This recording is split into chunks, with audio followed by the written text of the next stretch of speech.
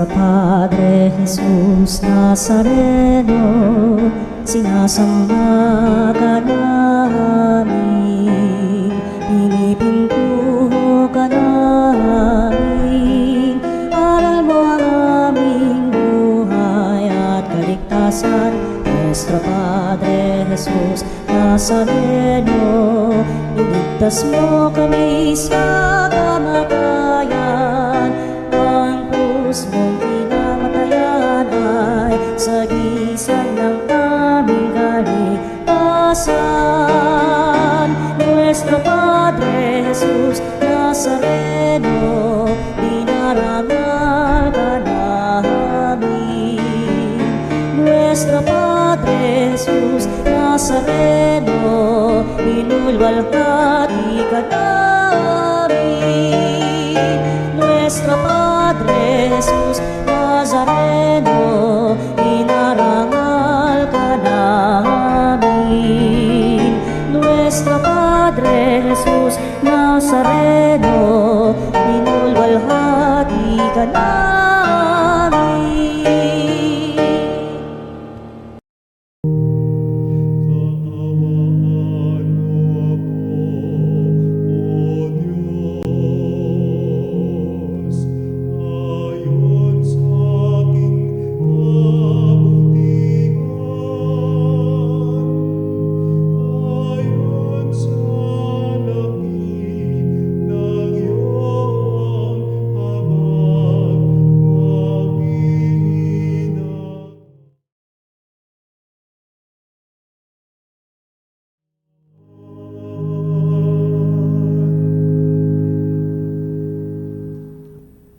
Sa ngala ng Ama at ng Anak at ng Espiritu Santo. Amen. Ang pagpapala ng ating Panginoong Hesukristo, ang pag-ibig ng Diyos Ama at ang pakikipagkaisa ng Espiritu Santo naway sumainyong lahat. At sumainyoin. Mga kapatid, aminin natin ang ating mga kasalanan upang tayo'y maging marapat gumanap sa banal na pagdiriwang. Inaamin ko Sa makapangyarihang Diyos at sa inyong mga kapatid, na lubha ko nagkasala sa isip, salita at sa gawa, at sa aking pagkukulang. Kaya isinasamo ko sa mahal na Birheng Maria, sa lahat ng mga anghel at mga banal, at sa inyong mga kapatid, na ako'y ipanalangin sa Panginoong ating Diyos. Kaawaan tayo ng makapangyarihang Diyos, patawarin tayo sa ating mga kasalanan, at patnubayan tayo sa buhay na walang hanggan. Amen. Panginoon, kaawaan mo kami. Panginoon, kaawaan mo kami. Kristo, kaawaan mo kami. Kristo, kaawaan mo kami. Panginoon, kaawaan mo kami. Panginoon, kaawaan mo kami. Manalangin tayo. Ama naming makapangyarihan, ikaw ay nagmamagandang loob na sa iyong pagpadala kami napuspos, kaya't ihanda mo kaming kamtin ang iyong alindog sa langit, pakundangan sa pagbabagong sa luma naming ugali ipinalit sa pamamagitan ni Hesukristo, kasama ng Espiritu Santo, magpa sa walang hanggan. Amen. Pagbasa mula sa aklat ni Propeta Daniel. Noong mga araw na iyon, ang mga tao ay nagkaisang parusahan ng kamatayan, si Susana.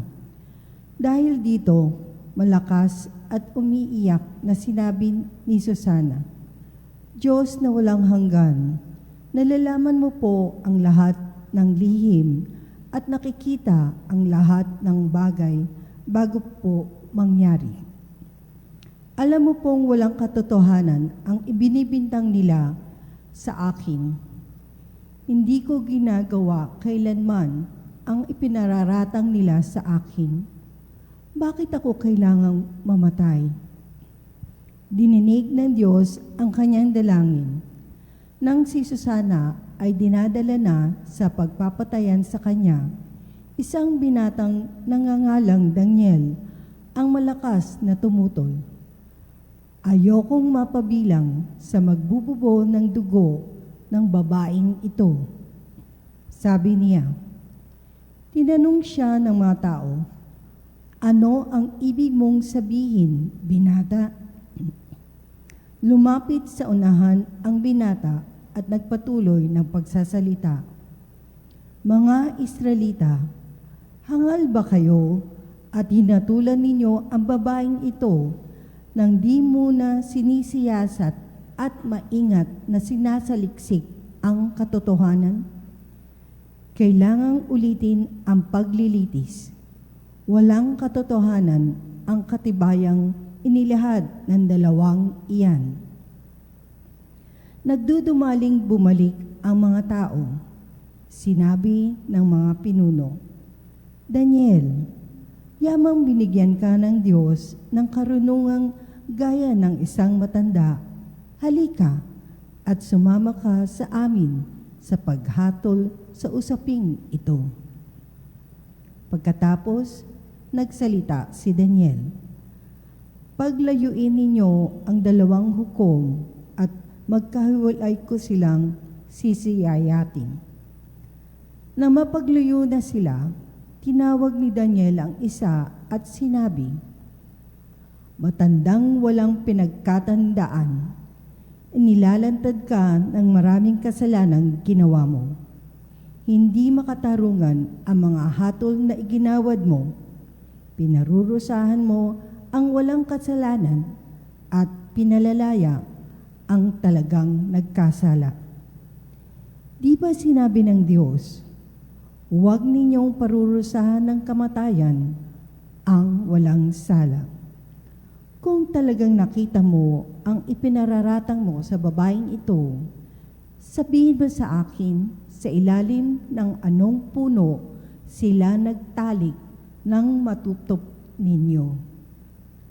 Sumagot siya, "Sa ilalim ng punong hati." Sinabi ni Daniel, "Gayon, buhay mo ang kapalit ng iyong sagot, pagkat ibinigay na ng Diyos sa kanyang anghel ang parusa mo at hahatiin ka sa dalawa." Inilayo siya roon at ipinatawag ang kanyang kasama. Paglapit nito, sinabi ni Daniel, "Ikaw naman, anak ni Kanaan, hindi ka tunay na Hudyo. Binihag ng alindog ng babae ang iyong isip at inalipin ng kahalayan ang iyong puso.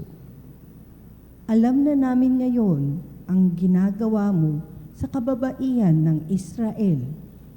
Tinatakot mo sila para pagbigyan ang iyong kahalayan. Subalit, narito ang isang babae ng Huda na hindi natakot sa iyong kaimbihan. Sabihin mo, sa ilalim ng anong puno ninyo nakita ang inyong pinagbibintangan?" At sumagot ang matanda, "Sa ilalim ng punong putol." Gayon, pakli naman ni Daniel, "Buhay mo ang katumbas ng kasinungalingang ito, pagkat naghihintay na ang anghel ng Diyos upang putulin ka sa pamamagitan ng tabak."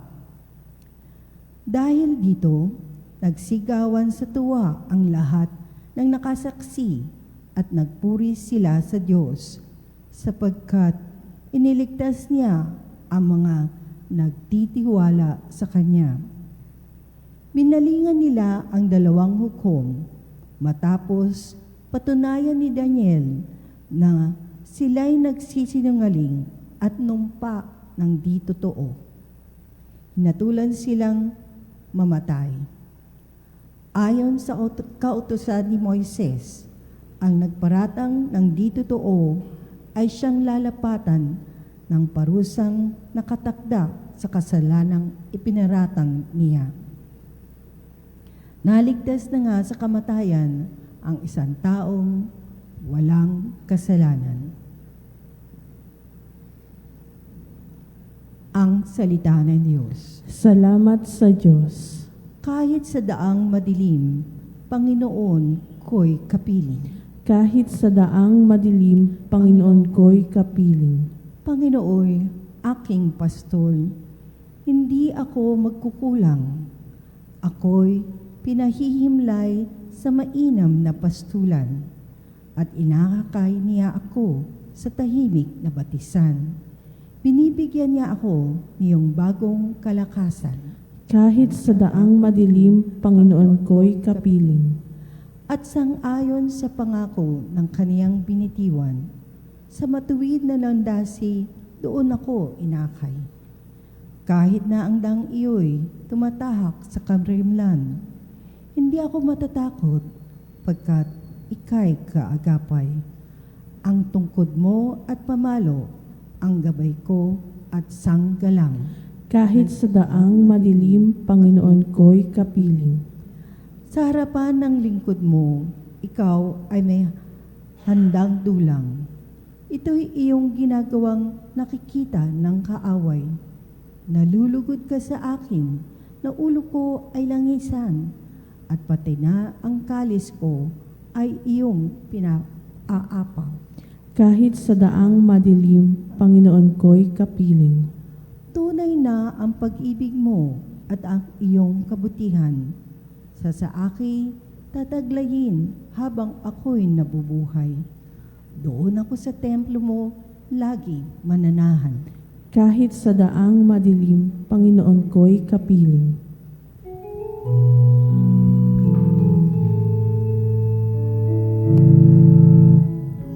Luwalhati at papuri, Panginoon Jesucristo. Luwalhati at papuri, Panginoon Jesucristo.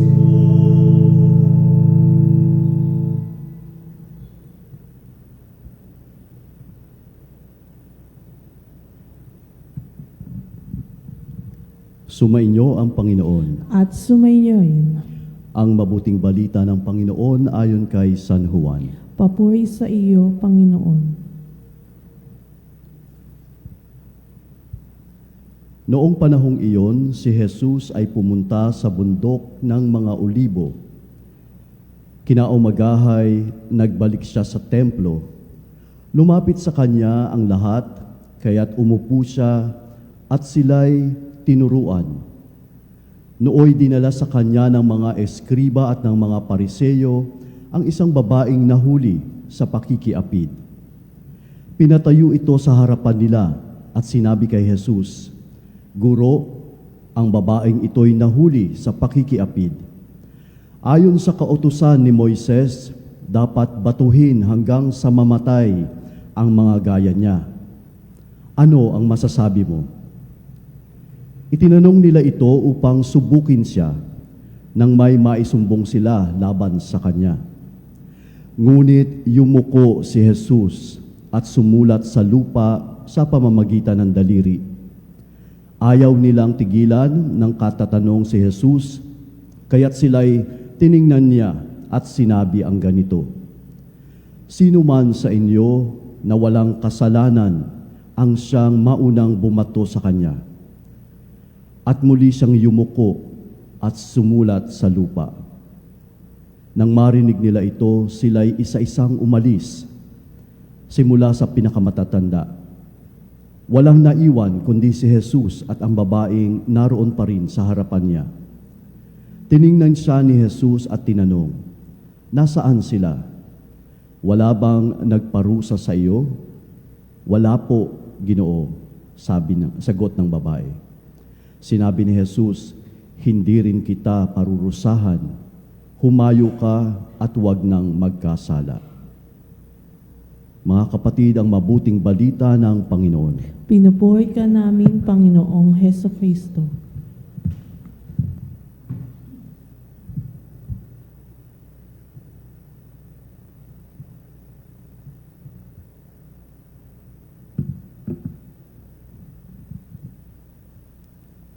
Napapansin niyo ba o batid niyo ba kung papaano kayo kung kayo ay nahaharap sa isang tensyonadong sitwasyon? Kapag tayo ay nasa gitna ng isang mainit o tensyonadong sitwasyon, kadalasan nahahalata sa ating katawan. Naninigas yung panga. Andyan yung sumisikip ang ating dibdib. At nariyan din minsan naninigas ang ating mga balikat. Para bang ang buong pagkatao natin ay naghahanda upang una siguro, upang umatake, gumante, o upang ipagtanggol ang sarili. Ngunit sa Ebanghelyo ngayon may kakaiba tayong nasaksihan. Isang babae ang kinaladkad sa harap ni Jesus, pinahiya sa harap ng lahat, inakusahan sa gitna ng karamihan. Ang mga eskriba at pariseyo ay hindi lamang siya hinahatulan. Sinusubok rin kasi nila si Jesus. Kung inyong ma-imagine, mabigat ang sitwasyon, mainit. So halos sa sabog, mainit na sitwasyon. At ano ang ginawa ni Jesus? Hindi siya nakipagtalo. Hindi siya tagisan ng talino sa mga pariseyo at mga eskriba. Hindi siya agad tumugon. Hindi siya nagtaas ng boses. Sa halip, anong kanyang ginawa? Siya ay yumuko at sumulat sa lupa. Iyon ang nasasabi sa Ebanghelyo. Bakit kaya ganun ang reaksyon o ginawa ng ating Panginoong Hesus? Hindi natin alam kung ano ang kanyang isinulat. Ngunit marahil, mas mahalaga, hindi kung ano ang kanyang isinulat, kundi kung bakit siya yumuko. O yung kanyang aksyon na pagyuko, mas importante kaysa doon kung ano ang kanyang isinulat. Dahil ang simpleng pagkilos na iyon, ang kanyang pagyuko, ang nagbago sa lahat. Sa kanyang pagyuko, tumanggi si Jesus na matangay ng karahasan ng sandaling iyon. Lumikha siya ng puwang sa gitna ng matinding tensyon. Nagdala siya ng katahimikan sa gitna ng ingay. At sa katahimikang iyon, may nagsimulang pagbabago. Napilitang huminto ang mga nag-aakusa. Unti-unting nabasag ang kanilang katiyakan, yung panghuhusga nila. Humina yung kanilang galit. At nang siya ay tumayo at magsalita, sinabi ni Jesus, ang walang kasalanan sa inyo ang unang bumato. Hindi na siya nagsasalita sa kaguluhan, kundi sa katahimikan na handang makinig sa katotohanan. Ang nangyari, isa-isa silang umalis. Mga kapatid, ang kilos na iyon ng ating Panginoong Jesus, ang pagyuko ay napakalalim ng kahulugan, Itinuturo nito sa atin na ang kabanalan ay hindi nasusukat sa bilis ng ating reaksyon, kundi sa lalim ng ating paghinto. Na ang biyaya ng Diyos ay dumarating hindi sa ingay, kundi sa katahimikan. Na ang tunay na pagbabago ay nagsisimula kapag binibigyan natin ng puwang ang Diyos upang kumilos sa ating buhay. Gaano kadalas tayong nabibigo dito sa mga tensyonadong sitwasyon? Kapag tayo'y pinupuna, agad tayong sumasagot. Kapag tayo'y nasasaktan, agad tayong gumaganti. Kapag nakikita natin ang pagkukulang ng iba, mabilis tayong humusga. Ngunit itinuturo sa atin ng ating Panginoong Hesus ang ibang pamamaraan o ibang landas. Pagyuko o yumuko, ibig sabihin minsan, huminto muna tayo, Huminto, hayaan ang Diyos na pumasok sa ating sitwasyon o sa sandaling ating kinalalagyan. At hindi lamang ito para sa ating pakikitungo sa iba. Ito rin ay para sa ating panloob na pakikibaka, yung pansariling pagtanaw. Sapagkat kung tayo ay magiging tapat, to be honest, hindi lamang tayo ang mga nag-aakusa sa Ebanghelyo, tayo rin ang babaeng inaakusahan. Bitbit natin ang sarili nating mga makasalanan, ang ating mga lihim na kahinaan, ang ating tahimik na hiya. Kasi minsan, no, mga kapatid, ang mas malakas na humusga sa ating sarili ay ang ating sarili. Minsan, mas mabagsik pa tayo sa ating sarili kaysa sa kahit sino man. Ngunit pansinin natin ang ginawa ni Jesus. Pagkaalis ng lahat, hinarap niya ang babae at sinabi, "Hindi na kita hinahatulan. Humayo ka at mula ngayon ay wag nang magkasala."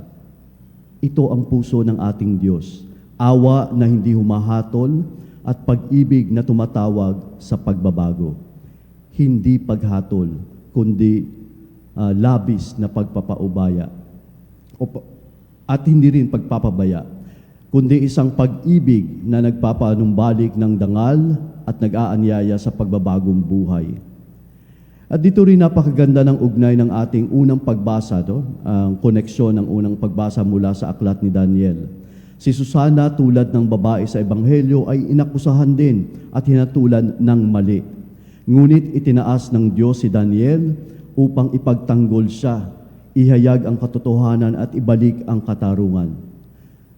Sa dalawang kwento, mga kapatid, malinaw na ating makikita, hindi pinababayaan ng Diyos ang mga inosente.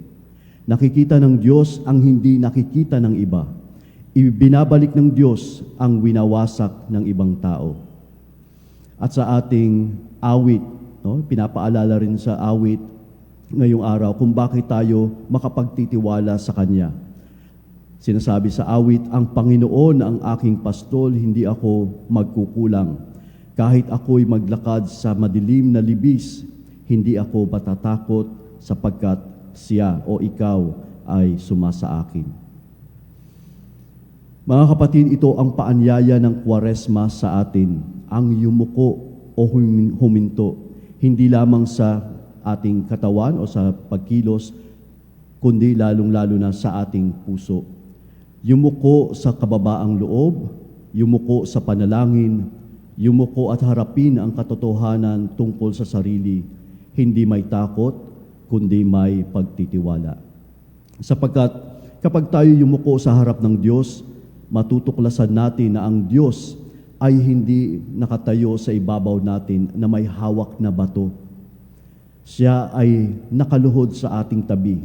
Sinusulat ang kanyang awa sa alabok ng ating buhay.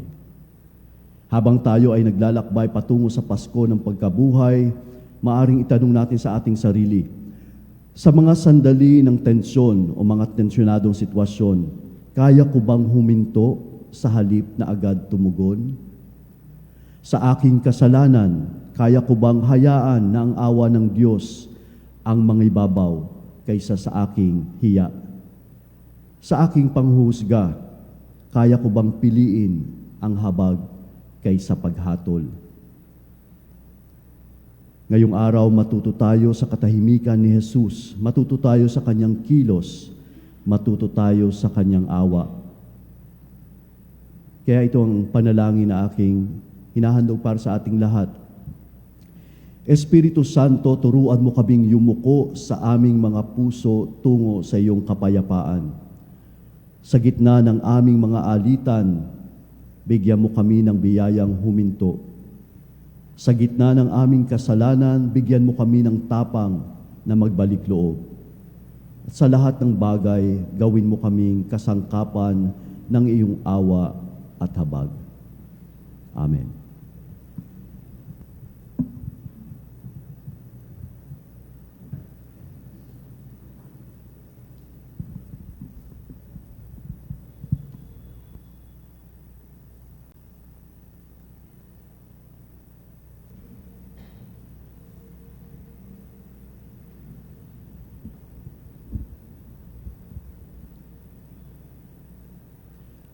Naaalaala natin ang pagkahabag ni Jesus sa babaeng nakikiapid.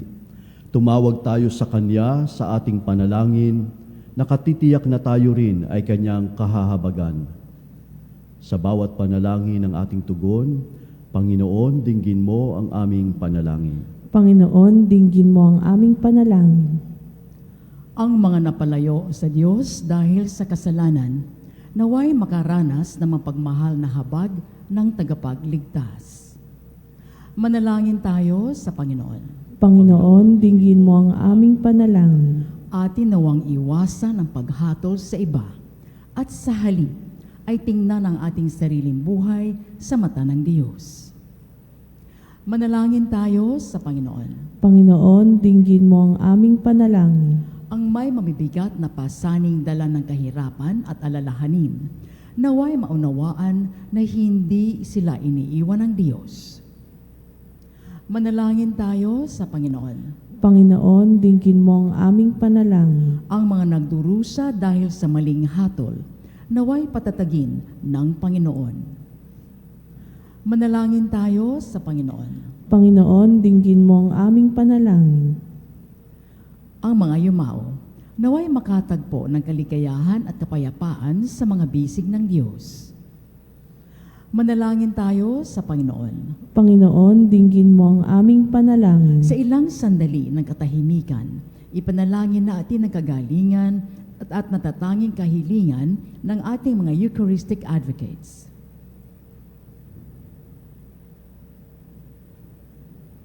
Manalangin tayo sa Panginoon. Panginoon, dinggin mo ang aming panalangin. Ama naming nasa langit, tulungan mo kaming maging mapagpatawad sa mga taong hindi maganda ang pakikitungo sa amin. Maipakita nawa namin sa kanila ang habag na ipinakita ng iyong anak na si Jesus sa babaeng nahuling nakikiapid. Idinadalangin namin ito sa pamamagitan ni Kristo na aming Panginoon. Amen.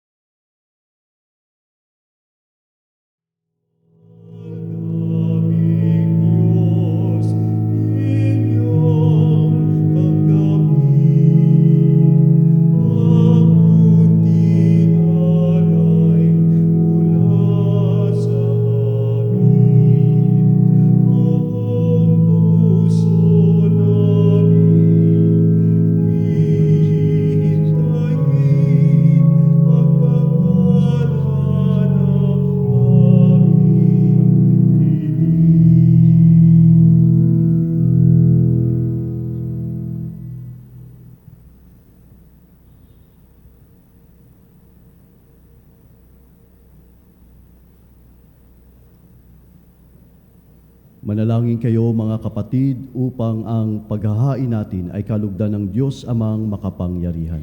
Tanggapin nawa ng Panginoon itong paghahain sa iyong mga kamay, sa kapuyahan niya at karangalan sa ating kapakinabangan at sa buong sambayanan niyang banal.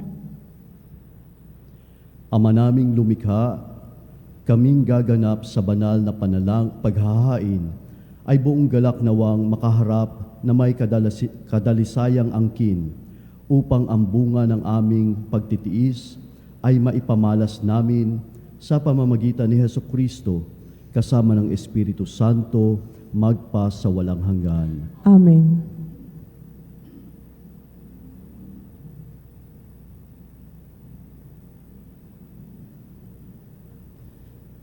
Sumainyo ang Panginoon. At sumainyo'y Itaas sa Diyos ang inyong puso at diwa. itinaasa namin sa Panginoon. Pasalamatan natin ang Panginoong ating Diyos. Marapat na siya ay pasalamatan. Ama naming makapangyarihan, tunay ngang marapat na ikaw ay aming pasalamatan sa pamamagitan ni Hesukristo na aming Panginoon. Sa pagpapakasakit ng giliw mong anak, ang sangkatauhay minarapat mong magpahayag ng iyong dakilang pag-ibig sa lahat na pawang nais mong tubusin ng Mesiyas. Sa harap ng iyong kadakilaan, kapos ang dila naming magsaysay sa pag-ibig na makapangyarihang sa krus ay itinanghal. Sa krus, ipinasyang patawarin ang mga tao. Sa krus, nagtagumpay ang ipinakong Kristo. Kaya kaisa ng mga anghel na nagsisiawit ng papuri sa iyo nang walang humpay sa kalangitan, kami nagbubunyi sa iyong kadakilaan. Santo, Santo, Santo, Panginoong Diyos ng mga hukbo, napuno ang langit at lupa ng kadakilaan mo.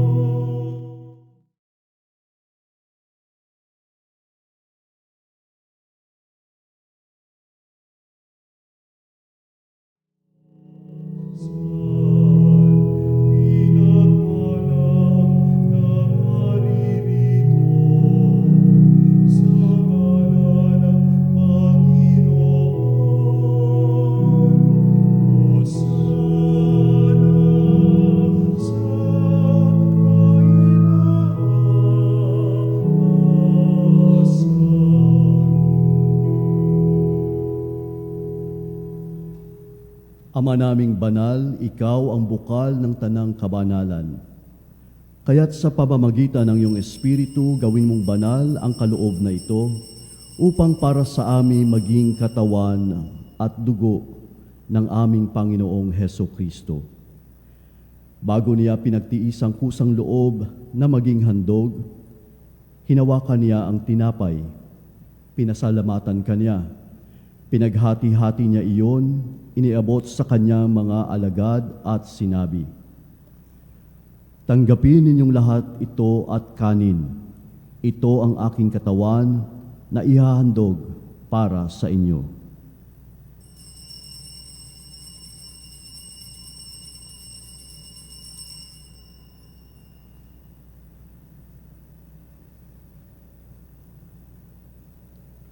Gayon din naman, noong matapos ang hapunan, hinawakan niya ang kalis. Muli kanyang pinasalamatan, iniabot niya ang kalis sa kanyang mga alagad at sinabi, "Tanggapin ninyong lahat ito at inumin. Ito ang kalis ng aking dugo, ng bago at walang hanggang tipan. Ang aking dugo na ibubuhos para sa inyo at para sa lahat sa ikapagpapatawad ng mga kasalanan. Gawin ninyo ito sa pag-alaala sa akin."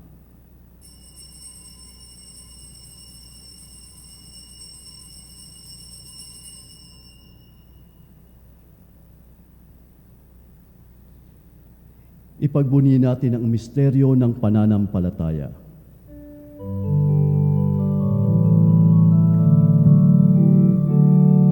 Si Kristo ay unitahin, sarili ay lilihain, bilang pagkain.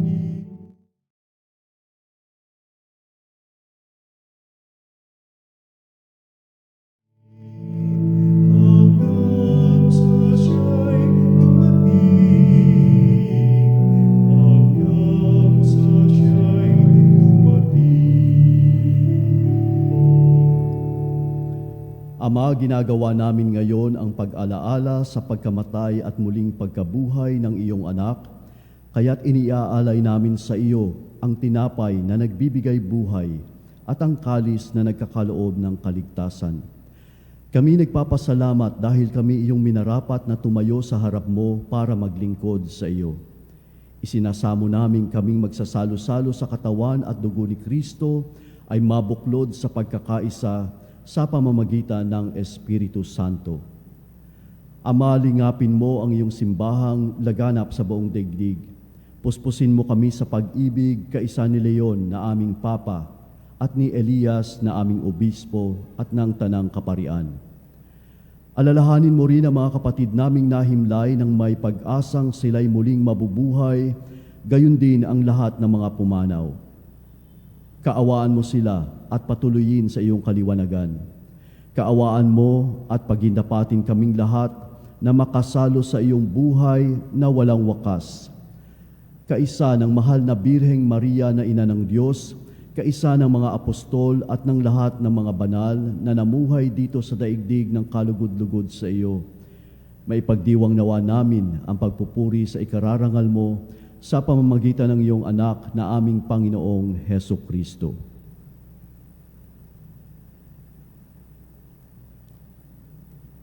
Sa pamamagitan ni Kristo, kasama niya at sa Kanya, ang lahat ng parangal at papuri ay sa iyo, Diyos Amang makapangyarihan, kasama ng Espiritu Santo, magpasawalang hanggan.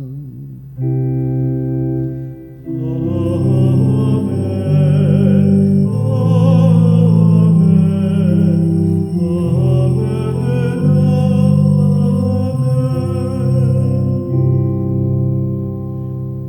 Sa tagubilin ng mga nakagagaling na utos at turo ni Jesus na Panginoon natin at Diyos, ipahayag natin ng lakas loob.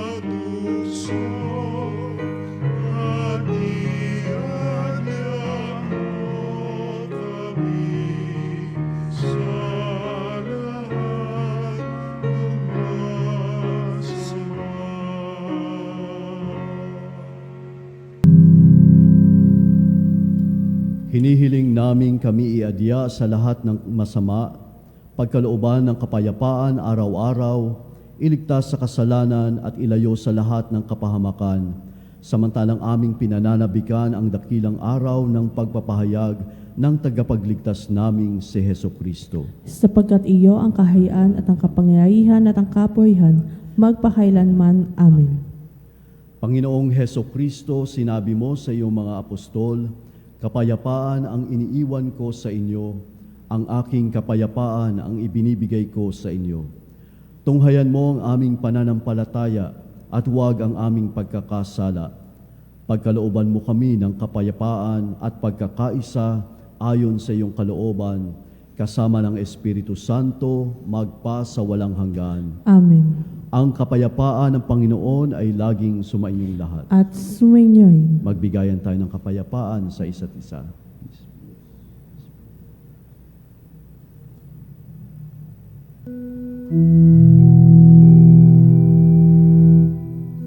Meron ang Diyos na nag-alis ng mga kasalanan ng sanlibutan. Maawa ka sa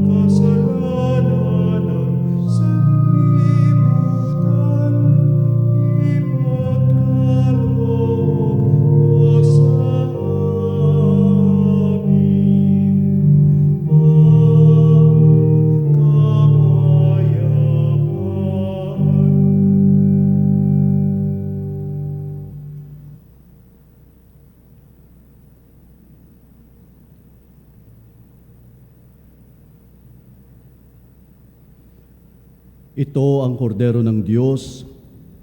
Ito ang nag-aalis ng kasalanan ng sanlibutan. Mapalad ang mga inaanyayahan sa kanyang piging. Panginoon, hindi ako karapat-dapat magpatuloy sa iyo, ngunit sa isang salita mo lamang ay gagaling na ako.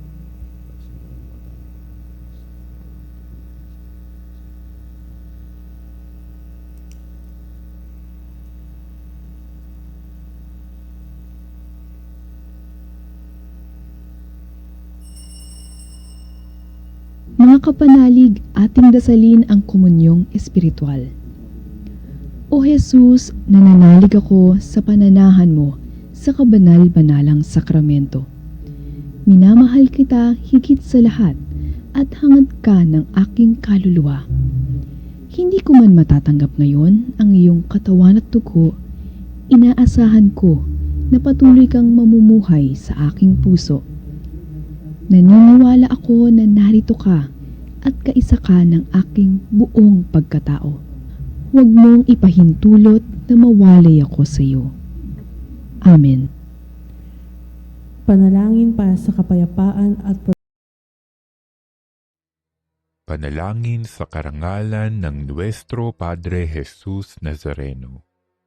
O Jesus Nazareno, katamis-tamisan naming manunubos, sa harap mo ngayon naririto kami't nangangayupapa at nagsisisi ng taos-puso sa aming pagiging walang turing sa iyo at paglimot sa di mabilang na mga biyaya mo, lalong-lalo na yaong mahalagang biyaya ng pagtutubos.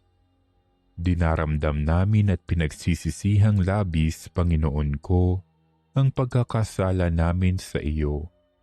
Ikinalulungkot namin ang pagiging dahilan ng pagpapasan mo ng krus na iyan sa gitna ng mga hirap at kapaitan, hanggang sa inihandog mo ang iyong buhay sa bundok ng Kalbaryo, sa pagkaibig mo lamang na matubos kami at ang sangkatauhan mula sa sala.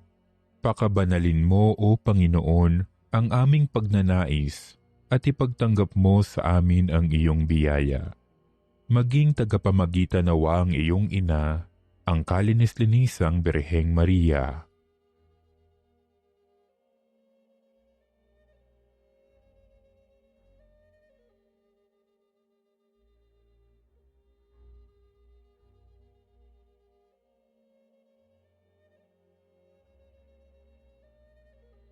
Ama naming makapangyarihan, niloob mong akuin ang iyong anak, ang krus at kamatayan, upang ang sangkatauhan ay matubos at mabuhay. Ang pag-ako namin sa krus at kamatayan dito sa lupa, ayon sa diwa ng pagsunod sa iyong loob, na ginanap ng iyong anak, ay magpagindapat nawa naming kamtin ang lubos na katubusan at pagkabuhay sa iyong piling, sa pamamagitan ni Hesukristo, kasama ng Espiritu Santo, magpasawalang hanggan. Amen. Nuestro Padre Jesus Nazareno, Panginoon namin at Diyos, kaawaan mo kami. Manalangin tayo.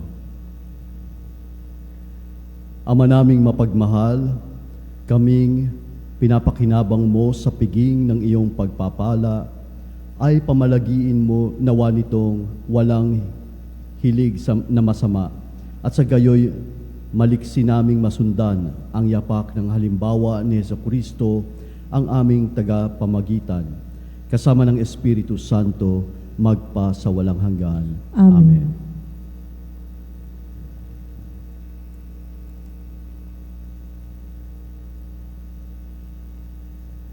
Sumainyo ang Panginoon, At sumainyohin. at pagpalain kayo ng makapangyarihang Diyos, Ama at Anak at Espiritu Santo. Amen. Tapos ng misa, taglayin ninyo sa inyong pag-alis ang kapayapaan ni Kristo. Salamat sa Diyos.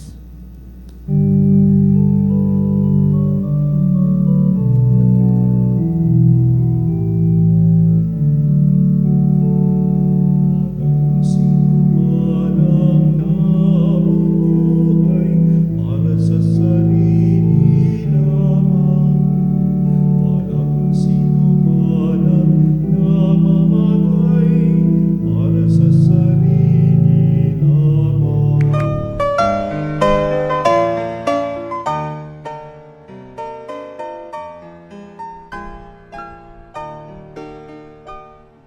Nuestro Padre Jesus Nazareno, sinasamba ka namin, pinipintuho ka namin, aral mo ang aming buhay at kaligtasan. Nuestro Padre Jesus Nazareno, iligtas mo kami sa kamatayan. Ang krus mong pinamatayan ay sagisag ng aming kaligtasan. Nuestro Padre Jesus Nazareno,